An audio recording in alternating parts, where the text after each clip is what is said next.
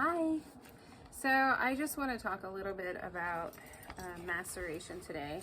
I did a little video the other day about my process on my skulls and bones, but an opportunity has presented itself in a sense that I can start from beginning to end for you. I did get a skull in yesterday from a dear friend out in Colorado who had already previously sent me the robe of a cow, a buffalo, that he had butchered for he and his family's freezers. That is now a super cozy, amazingly warm blanket on my bed. Thank you, Dale. I'll always continuously thank you for that. But what he also did was he sent me the head of the animal. So it has had some time in between when I got the robe versus now when I got the skull, which is really no big deal.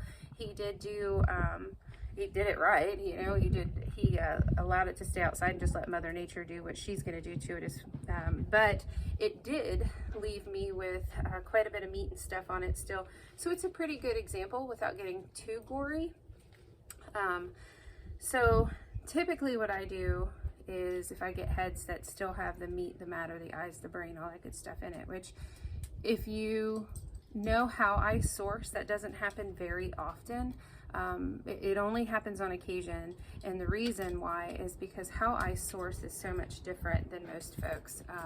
I will take bits and pieces. So when my hunters go, you know, my 3 rules: it has to have fed a family, it has to have been hit and didn't make it, or there's a new tie saying hi, or you know, it was a nuisance to a farmer. Again, I totally understand that, but those are the only ways I will source, and I source extremely ethically as possible. Remember where my heart is, I'll say it a bazillion more times. But when I typically get heads, when I do get them, what is the first thing the hunters like to keep? The rack. That's just, they get the head, you know. So I get what they typically don't want are the bits and the pieces, and a lot of times the hide, because they just don't want to fool with it. So I'm going to show you an example first of one of the Euro mounts that I did, and then I will dive into the maceration process with what I do have available for me now. So this guy came to me, and obviously still had meat and everything on it, but I took it through the maceration process, got rid of all of the meat and everything that was still on here, any tissue, anything of that nature. It's gotta go. We'll go through that. But then what I did with this guy, I really love this guy. It is for sale, by the way.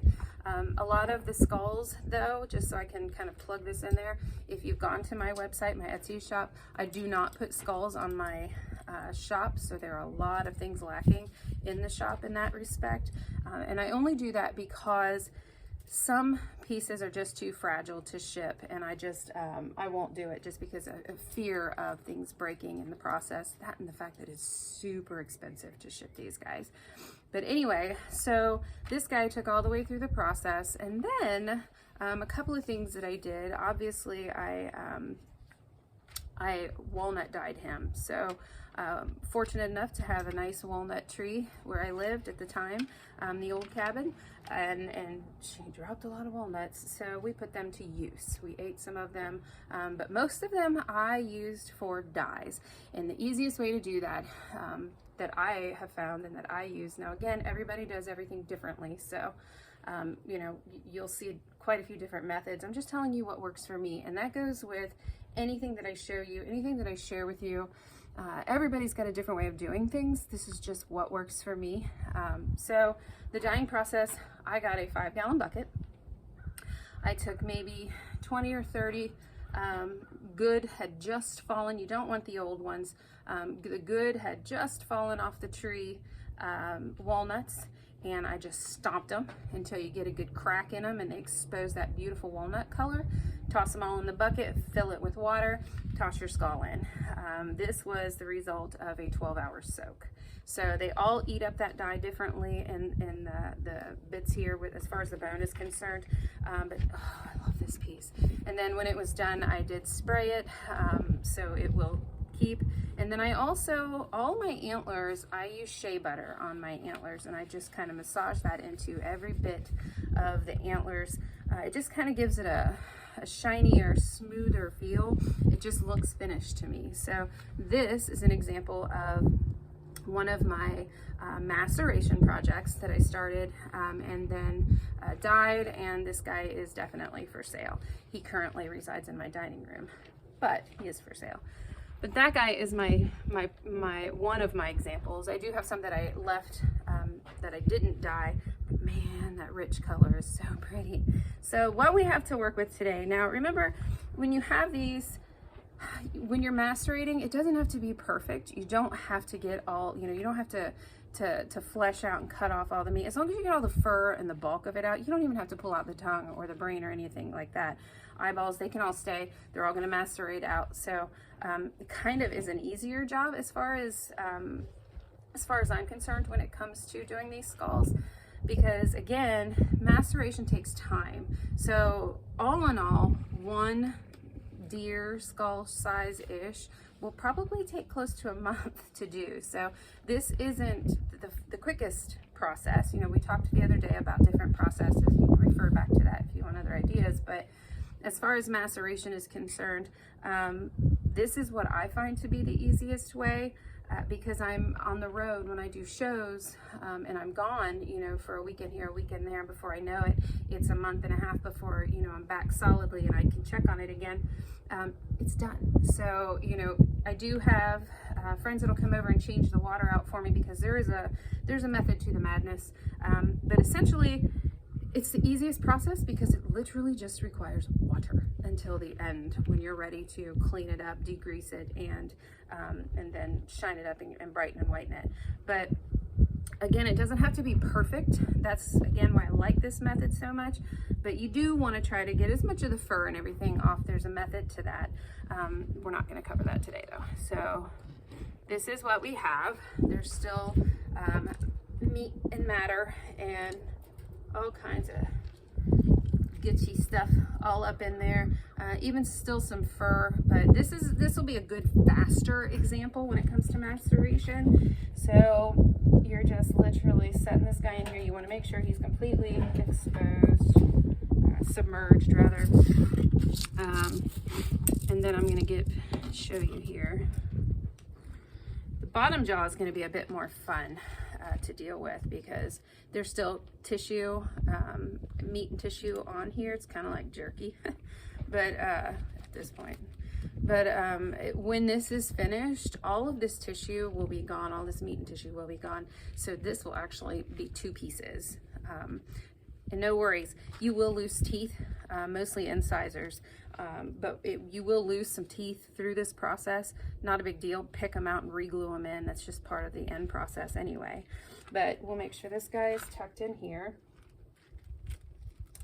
And then all you're going to do, let me get this in here so it's completely submerged. And then frankly, all you're going to do is set it and forget it. You're going to come and you're going to empty this out, and you're going to change the water. Water changes I usually do every 2 to 3 days or so. What you're looking for is that bacteria to start growing in there and eating down what's left of that flesh. So you need that bacteria.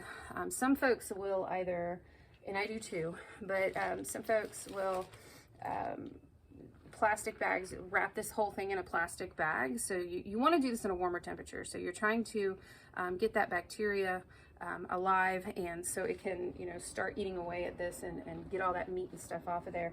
But you wrap it in a bag. Typically, I use contractor bag on my roadkill kit that I keep in my car. But wrap it in a bag. Some guys use bucket warmers. You can use like even a fish tank warmer heater to put in here. You want the water around 100 degrees or so. You want it to be warm. So the warmer, usually when it's like this, when it's a little bit warmer during the day, and I can keep the temperature of the water up if it's in the sun, this is definitely a warmer weather type of deal. I will leave them out in the sun, and there's no sense in a heater. But when it's colder, you know, when I do get deer heads, it's colder. It's deer season. It's late in the year, so it's starting to get colder.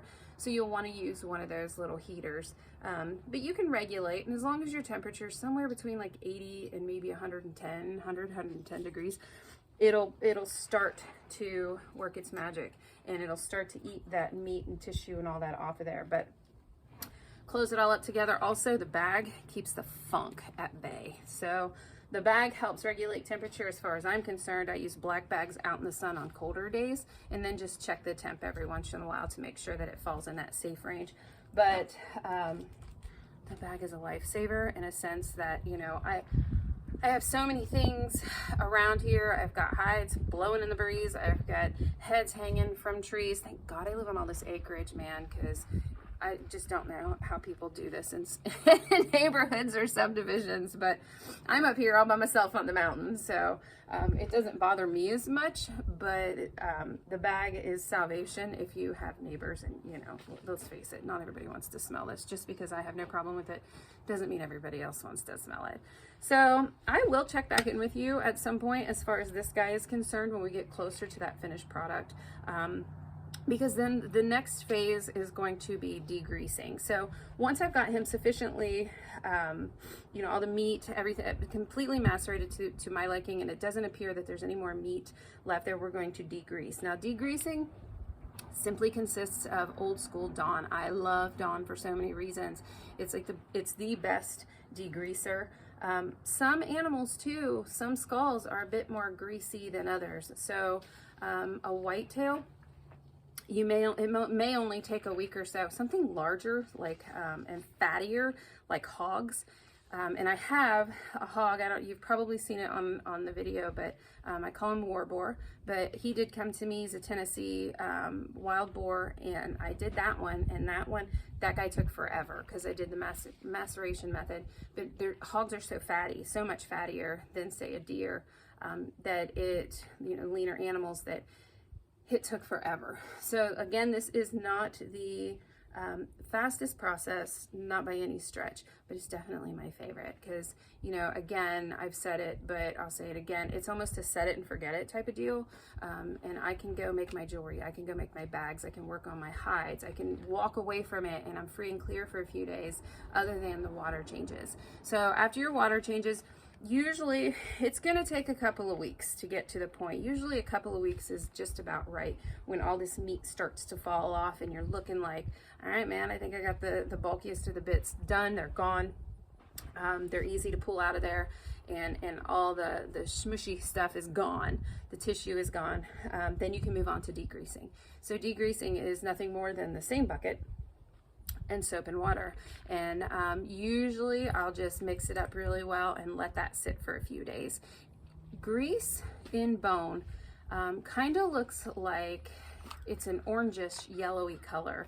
It's shiny. It looks like grease that would be on a bone. So it's easy to spot, but you really have to check these guys over well and just make sure that you get all the grease, because once you do get all that grease out of there, then your next step is your final step, and your final step is going to be your bleaching. So bleaching is not technically bleaching. Bleaching is a peroxide solution. I use 3% hydrogen peroxide, and in a 5-gallon bucket, I usually go about halfway with the hydrogen peroxide in a 5-gallon bucket. This would be different. This head is bigger, won't fit in a 5-gallon bucket. So you just kind of figure that out. But it's typically a 50-50 mix. I go 3%. If you degreased properly, 3% should be more than sufficient. If you didn't, you may have to go a little bit higher on your percentage as far as your peroxide is concerned. Again, just my method, guys. A lot of people do different things, so I suggest you play with it, look around and get more information. You know, this is just what works for me. But what works for me is the 3% on the hydrogen peroxide, and it's a 50-50 solution. And then I just leave it. It depends on what it is. So if you've degreased properly, you've done all this properly up to this point, a whitetail, I've soaked them overnight, one day, and they are pristine, beautifully white. There have been times where I'm like, oh crap, I didn't degrease it well enough, so it's taken more like 2, 3, even 4 days before. Learning experience, so you go back to square one. But after that, really, after all the whitening is concerned, oh, and I do want to tell you, I did want to point out that when you do your bleaching, your peroxide solution, with anything with antlers, so this guy, I'll definitely do it, whitetail, I do it, but when you are to the point where you're getting ready to bleach and use your peroxide solution, I wrap plastic wrap, saran wrap, or any type of plastic wrap around the antlers, and I go up quite a ways just in case. You don't want your antlers to get bleached, so you want them to keep that beautiful darker color, because on a white skull it pops. It's beautiful. If you've seen Euro mounts, then you know what I'm talking about. But I will typically wrap these in saran wrap or some sort of a plastic wrap, and then tape them. Tape the crap out of it all the way up to where it's safe, and then you can put it in your bleaching solution, your peroxide, not bleach, peroxide solution. But just always make sure that your antlers stay safe. Otherwise, you're going to have some wonky looking antlers that got bleached in the process. So that's it when it comes to maceration. So I'm happy to answer any questions anyone ever has. So if you ever have them, please feel free to just message me. And I'm more than happy to talk about it. I'm also more than happy to always learn from other people. Again, I am primarily self-taught when it comes to my tanning process, and my skulls and my bones. You know, I have some folks that I reach out to every once in a while. Joshua Albanese, that's my go-to cat, man. He is the hide tanner extraordinaire. So whenever I have questions in that department, I will absolutely reach out to him. I'm pretty sure sometimes he gets a little tired of my questions, but he rolls with the punches, man, and that's my go-to cat. But really, outside of the couple of sources that I have that I've met along the way, I have just diddled with this, guys. I've just, you know, played with my methods. I've grabbed from here, there, and everywhere, and then I've just kind of played around with my methods and tried it out. And in the beginning, I just went to my local processor. I'm like, look, man, you got any heads? You got any bones? I want to try some stuff out. And then, you know, you line them up in all these different various stages, and you give it all a shot. You try out all these methods. What I'm working with now is 3 years worth of diddling with all these different methods, to the point where I've gotten myself, I'm pretty comfortable with it now. I still have some questions sometimes with special pieces that I don't, you know, I'm just like, oh, I don't want to muck this up. So, you know, I do reach out here and there, but I feel like I'm bothering my guys less these days. Finally getting to a point where I'm getting more self-sufficient and a hell of a lot more comfortable with my methods and how I do things. But so that is my maceration process. I will come back and get pictures and videos of this guy through the process. It's going to take a while. He's still got quite a bit of meat hanging on there in various places. So to completely finish this guy could take up to a month. I don't quite see it taking that long, because there's not as much, you know, viable tissue to start with. This is more of a set out in the sun and I got jerky I'm dealing with. But it doesn't matter, just the same. I'm going to treat it just the same. But I would give this guy maybe two to potentially 4 weeks before he's in a condition where I can then, where I can then move on and do whatever it is I'm going to do with her. Because again, I don't just leave these guys the way they are. If you've seen any at like Warboar, I decorate them and I do crazy things with them after the fact. So there's also an art to this as well. After all of this is done, after I tan the hides, after I process my skulls and my bones and all my bits and pieces that you've all seen, I then turn them into something. So that's where this is all the dirty work, which I love. I love this part of it quite a bit. But the fun part comes in when I can get them finished, looking at them like, damn, I did that. That's so pretty. It's so cool.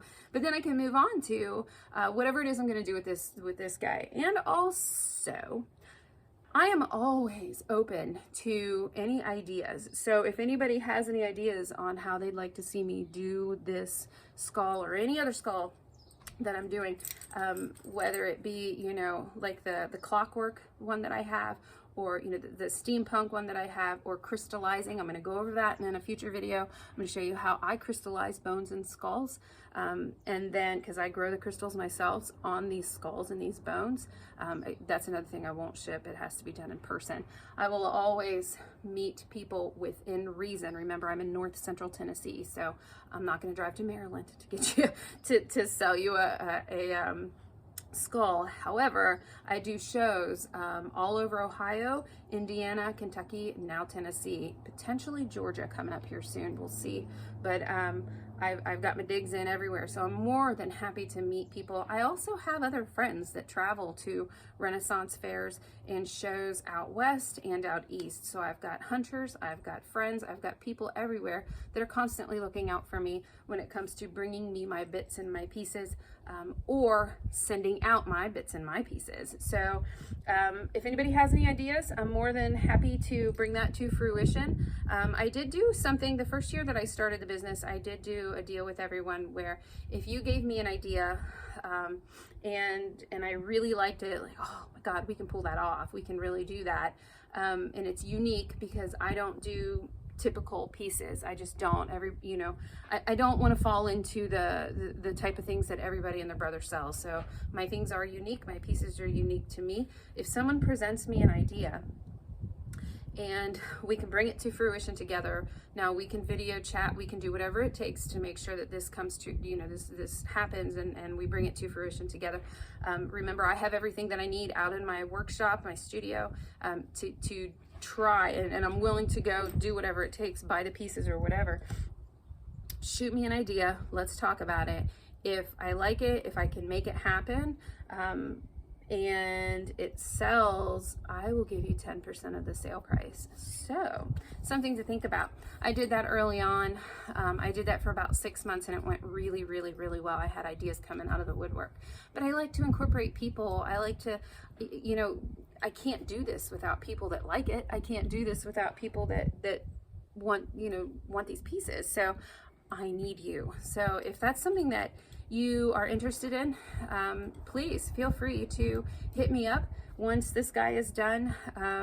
And if it is something that you're interested in, I'll go into more detail about what I do have available, what we can work on together, the skulls that I have, the hides that I have, the bits and the pieces that I have, and we can work something out together. So I'm gonna wrap this one up, and I'll come back to this guy once we get to a point where I can get him moved on to the next process.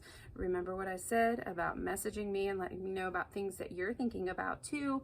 And then I think the next video we're going to move on to tanning a coyote. So thanks again, guys, and I will see you soon.